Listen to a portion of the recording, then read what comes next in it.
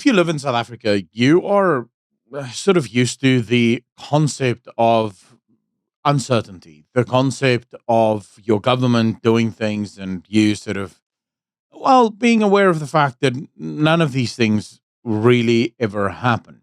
You're also very much used to the idea that civil society and civil sort of organizations are constantly trying to give the government plans, trying to help them out because the government needs help, to be fair. What I find really frustrating, and the point for making this video today, is that the civil society and the organizations that represent civil society, what they still have not learned is that the government isn't looking for advice.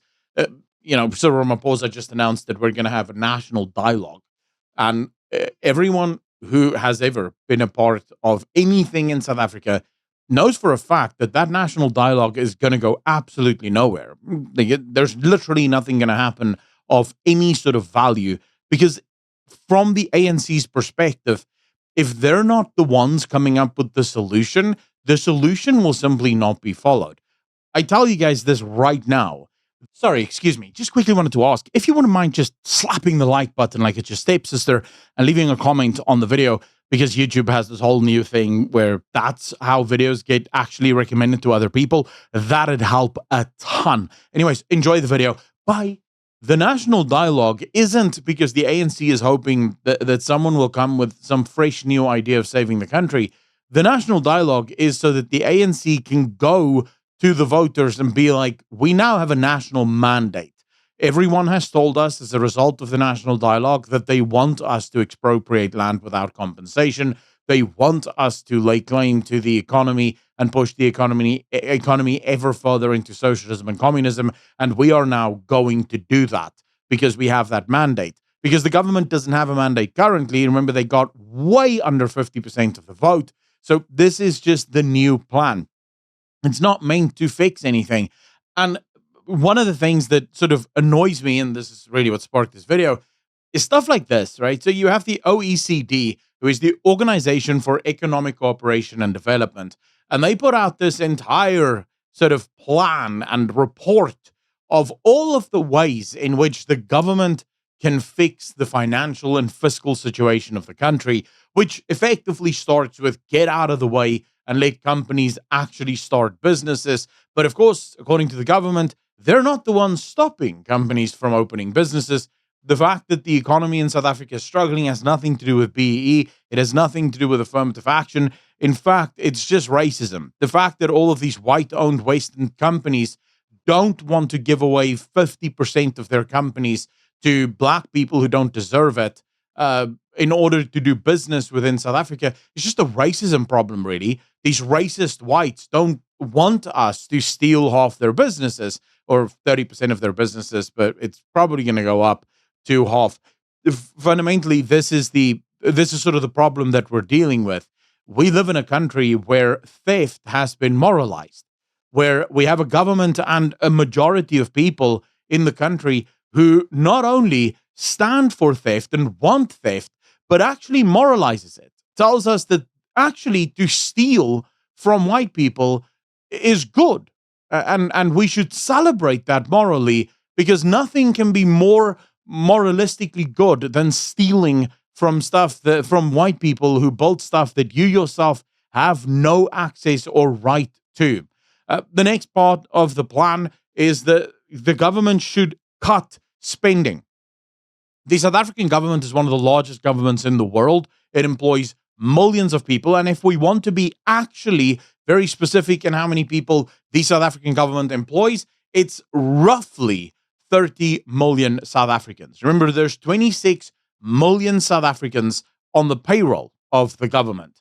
They get money every single month from the government, even though they don't work. This is unemployed money that they get. But technically, that is an employee of the government because the government is spending money on that individual. And that's not including the 1.3 to 1.5 million active employees that the government has. And that figure doesn't necessarily even include all of the SOEs, the state-owned enterprises, that the South African government also pays.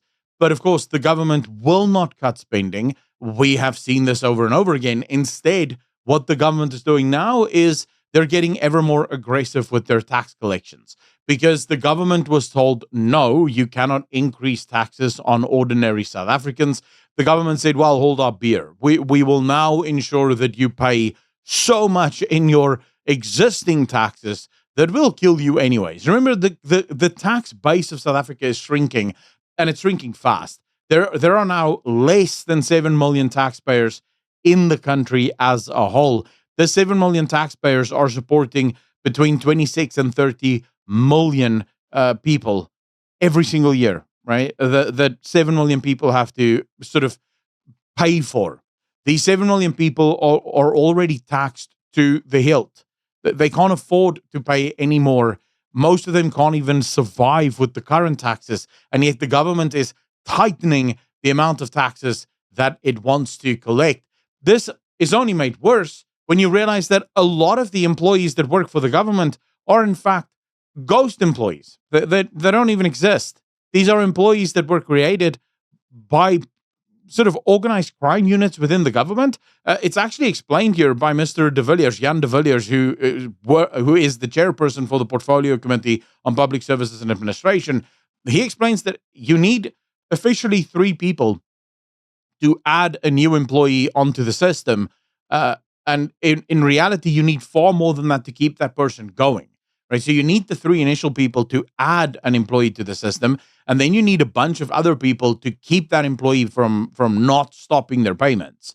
So this means that we have a network of people in the government employ that basically steal from the people. Ghost workers, FYI, doesn't just mean workers who exist but don't get paid. No, there's someone actually collecting a paycheck at the end of the month. They just don't work there. It might be managers who's getting a second salary by creating a bunch of fake employees. And the government basically claims that it's coming up with new enforcement, new tools to allow them to identify these ghost workers. The issue that I have with this is I have no doubt that the government themselves are involved in most of this stuff.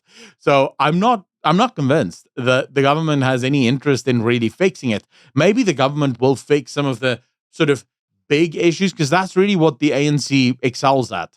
If there's an issue and there's something that needs to happen, the first thing the government will do is they'll try and bait and switch. So they'll put up smoke screens, like the Zondo Commission, for example.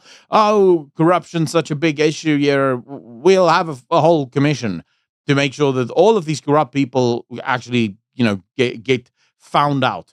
But then nothing ever follows from that. The Zondo Commission basically highlights how everyone should be arrested. And Zuma is arrested for roughly a month, not even. And then he's released because he's too sick to stay in jail. And then he's actually seen dancing and, making a new political party. So clearly the party never stops. The government doesn't actually care about stopping the party. They just need to be seen as trying to stop the party. And then we have probably the biggest issue of them all. And that was 23 March. This story actually came out. Eskom is in serious trouble, not just because a lot of their power stations are failing and continue to struggle, but actually because the decline in demand is making it that Eskom can no longer be profitable. And the only way for Eskom to continue to make money will be to increase prices even further, which will further exacerbate the decline in demand.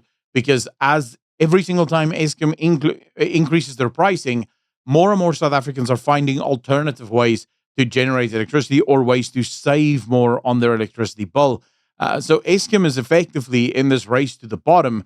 And if Eskom were to fail, it would be disastrous for the South African economy, because there are certain industries that cannot generate their own power, not at the levels that would be required in order to operate those industries. Ladies and gentlemen, the fact of the matter is the South African economy is on its last legs. South Africa is on its last legs. And I cannot help but think that there's a lot of people who exist in this country, who live in this country, who seems to think that there is some kind of magical bullet. There's one thing that we can do that will somehow fix everything. And if we can just find that one thing, life will actually be very, very good in this country. I hate to be the bearer of bad news, but there is no such thing. Even voting out the ANC will not fix the country, to be very clear. The corruption of the South African economy is from start to finish wholesale in every single sector.